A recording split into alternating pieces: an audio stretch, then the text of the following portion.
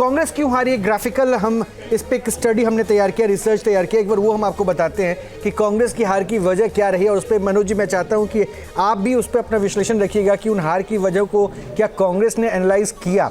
क्योंकि अगर बीजेपी उस रणनीति के साथ थी कि अगर बांट की सियासत करना, पार्टी को अति आत्मविश्वास भारी पड़ा।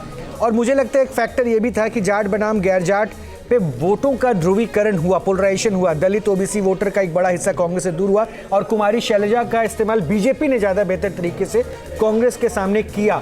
मुझे लगता है ये विकल्प भी बहुत रहा और सनातन विरोधी एक तस्वीर पेश करने में, नैरेटिव सेट करने में बीजेपी यहाँ पर शायद संभवतः सफल हो गई। मनु जी लगता है क्या ये पॉइंट्स? देखिए ऐसा है कि अगर हम आज से पहले की बात करें, कल तक की बात करें, तो हमारे पास जो रिपोर्ट्स थी और जो हमारे पास जो हमने देखा उसको देख के तो हमें इसका ठीक उल्टा नज़र आता था जो कि आज हमारे सामने रिजल्ट्स हैं। तो क्योंकि आप ये देखिए ना कि प्रधानमंत्री मोदी ने वहाँ सिर्फ 4 ही बार वो करी, रैलियाँ करी, और उससे पहले और उनकी रैली में जितना उत्साह होना चाहिए था उतना उत्साह था नहीं।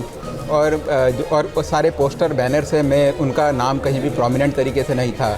9.5 साल मनोहर लाल खट्टर चीफ मिनिस्टर रहे, उनका भी नाम नहीं था।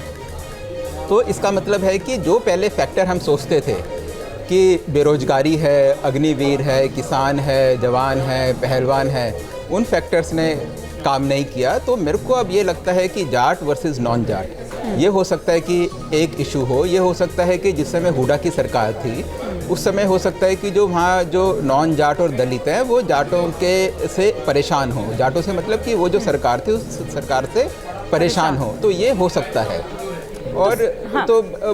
और इसके अलावा तो मेरे को और कोई फैक्टर नज़र नहीं आता। अगर हम वोट परसेंटेज देखें तो लोकसभा में दोनों का वोट परसेंटेज करीब इक्वल था, और इस बारी भी देखें तो वोट परसेंटेज दोनों का करीब इक्वल है। न्यूज नेशन अब व्हाट्सएप पर खबरों की ताजा अपडेट के लिए न्यूज नेशन के इस QR कोड को स्कैन करें।